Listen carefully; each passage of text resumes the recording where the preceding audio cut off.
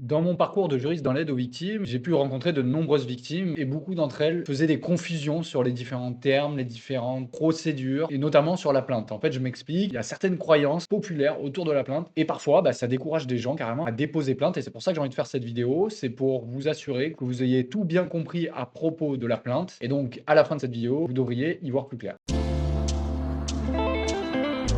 Alors d'abord, j'ai essayé de comprendre pourquoi il y avait tant d'idées fausses autour de la plainte, et donc j'ai réfléchi et je me suis dit que la première erreur que font souvent les victimes, c'est de confondre main courante et plainte. En réalité, la première est souvent confondue avec la deuxième. Donc ils arrivent dans un commissariat, ils disent: «Je veux déposer plainte». La police lui dit: «Bah non, faites plutôt une main courante». Ils font une main courante et ils se disent: «Ah, je comprends pas, j'ai pas de nouvelles». Alors même que ce n'est pas du tout l'effet voulu de la main courante, c'est pas qu'il y ait des suites, en fait. Donc je vais mieux vous expliquer ça. Aussi, il y a des règles qui existent dans les codes et cetera et forcément, comme toute personne profane dans un domaine, les victimes ne savent pas tout, et non, l'adage «Nul n'est censé ignorer la loi» ne motive pas les gens à en savoir davantage et c'est normal, hein, chacun a sa vie et parfois c'est très technique le droit et c'est pour ça que les professionnels du droit existent aussi, c'est pour vulgariser. En tout cas, moi, c'est comme ça que je vois mon métier, c'est de vulgariser au maximum le droit des victimes pour vous permettre de bien comprendre. Aussi, quand je regarde les médias, je vois souvent des erreurs, donc des erreurs que ce soit dans les termes utilisés ou parfois même dans les informations juridiques. Donc heureusement, on voit de plus en plus d'avocats en plateau et de professionnels du droit qui viennent décrypter tout ça, vulgariser, etc. Et donc on se retrouve avec des idées reçues et des fausses croyances sur le droit en général et même parfois sur la plainte. Et ça peut avoir des conséquences graves puisque certaines personnes ne sont plus du tout motivées à aller déposer plainte et donc finalement restent dans le silence. Et il n'y a aucune conséquence pour le préjudice qu'elles ont subi. Et donc grâce à cette vidéo, j'espère, en tout cas sur la plainte, que ce sera un petit peu plus clair pour vous. Alors premier mythe, je vous en parlais tout à l'heure, c'est que la main courante égale la plainte. Non,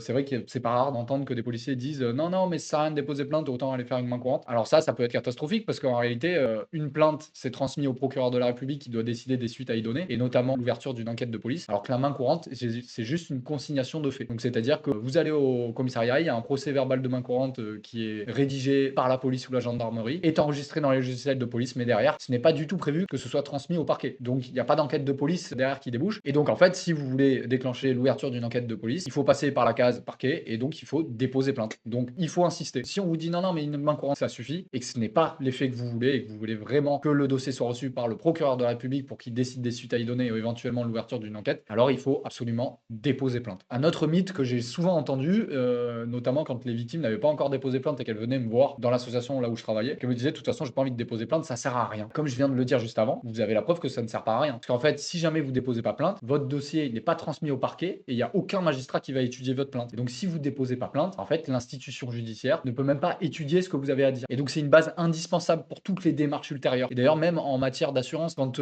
par exemple il y a un cambriolage, souvent l'assurance va vous demander un dépôt de plainte. En fait, le dépôt de plainte, c'est hyper utile. Il faut arrêter de dire que ça sert à rien. C'est la porte d'entrée pour déclencher toute une série de conséquences juridiques. Et donc, je dis pas que toutes les plaintes aboutissent. En tout cas, il n'y a rien qui aboutit si vous ne déposez pas plainte. Donc, dire qu'une plainte, ça sert à rien, selon moi, c'est complètement faux. Je fais une brève interruption pour vous parler de ma plateforme dédiée aux victimes d'infractions. Vous pouvez accéder sur plateforme.droit.fr. Vous verrez, il y a des informations juridiques, des ressources utiles et notamment la possibilité de rentrer en contact avec un avocat et de bénéficier d'un entretien juridique offert de 20 minutes avec celui-ci. Donc, n'hésitez pas à en profiter, c'est gratuit. Et également, dans la description, donc je vous mets non seulement le lien de ma plateforme, elle s'affiche à l'écran actuellement, mais également, vous pouvez aller dans la description et vous aurez accès à un document offert. Vous pourrez le télécharger directement en cliquant le lien, donc n'hésitez pas à en profiter. Autre mythe, les victimes m'ont souvent indiqué ne pas déposer plainte parce qu'elles n'ont pas le temps d'aller au commissariat et que c'est pas possible pour elles d'attendre 4 heures. Il faudrait qu'elles puissent prendre une journée de congé ou au moins une demi-heure journée de congé parce que c'est hyper long, etc. Alors ça, c'est complètement compréhensible que ce soit trop long pour vous d'aller déposer plainte au commissariat. C'est vrai que ça peut mettre du temps. Ça serait faux de dire le contraire. Par contre, il y a des alternatives qui existent. Là, récemment, il y a la plainte en ligne qui existe pour les atteintes aux biens dont l'auteur est inconnu. Vous aurez sûrement un rendez-vous plus tard au commissariat, mais en tout cas, ça vous évite d'aller faire la queue pendant 4 heures au commissariat et donc de perdre une demi-journée de travail. Pareil, si vous le souhaitez, vous pouvez aussi envoyer un courrier au procureur de la République pour déposer plainte. Ça, c'est moins connu, mais il suffit de l'adresser avec les différentes pièces justificatives,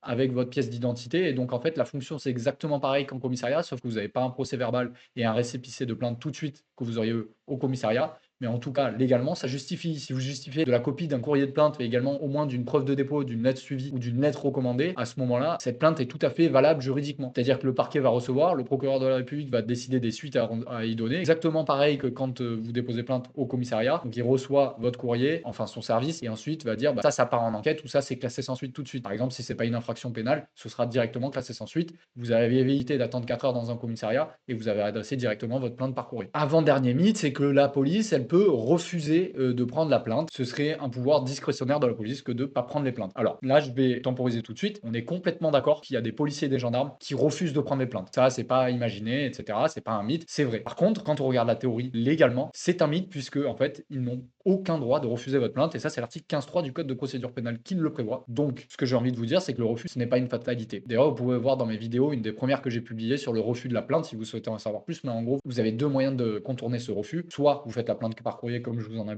parlé tout à l'heure, soit vous vous rendez dans un autre commissariat, puisque peu importe là où vous allez, ils doivent prendre votre plainte. Et si jamais c'est pas le commissariat compétent territorialement, c'est eux qui vont le transférer au commissariat qui est compétent. Donc, ne vous laissez pas faire, ne laissez pas refuser les plaintes et ne vous laissez pas dire que ça sert à rien d'y aller parce qu'ils vous ont refusé la plainte une fois. Continuez, insistez et contactez les associations d'aide aux victimes si jamais la situation est toujours bloquée, parce que les juristes d'associations d'aide aux victimes ont des contacts privilégiés avec le parquet et les autorités judiciaires, donc ça pourrait être un moyen de contourner plusieurs refus par exemple. Cinquième et dernier mythe que j'ai relevé, c'est que l'enquête serait toujours très très longue. Alors non, c'est pas du tout le temps le cas, puisqu'il y a tous les jours des audiences de comparution immédiate. Les audiences de comparution immédiate, ça se passe hyper rapidement après l'arrestation des personnes mises en cause dans une plainte. Alors bien sûr, il y a des enquêtes qui sont parfois très longues, il y a même parfois des instructions. Les instructions, c'est mené par un juge qu'on appelle le juge d'instruction et ça vient après l'enquête, donc ça rallonge encore plus le délai. Mais ce sont pour des faits qui sont souvent criminels ou délictuels, mais très très graves et ou très complexes. Donc c'est pas tout le temps le cas, c'est pas toujours très long et ça peut être trop long. On est complètement d'accord, ça existe. C'est très souvent le cas pour les petites affaires entre guillemets que la police va trier et ça passera après les priorités, bien sûr, notamment sur les enquêtes de flagrance, c'est-à-dire des enquêtes où une personne a été prise sur le fait. Et là, à ce moment-là, ça peut aller très vite, notamment via la procédure de comparution immédiate. Et d'ailleurs, j'ai fait une vidéo pour vous donner des techniques. Si jamais vous vous dites que l'enquête concernant votre plainte est trop longue, il existe des manières de relancer les services de police, voire passer par le procureur. Je vous en parle plus sur la vidéo. N'hésitez pas à aller la consulter. Voilà, j'en ai terminé pour cette vidéo. Je vous remercie beaucoup de l'avoir regardée. Si jamais vous l'avez apprécié, que ça vous a aidé, n'hésitez pas à liker pour me soutenir parce que chaque semaine, je sors une vidéo en rapport avec le droit des victimes. Ça peut vous aider et en plus, ça me soutient encore plus. N'hésitez pas aussi à vous rendre dans la description. Vous avez non seulement le lien vers ma plateforme dédiée aux victimes d'infractions pénales, mais également des ressources qui peuvent vous être utiles et c'est gratuit. Je vous remercie beaucoup de m'avoir regardé.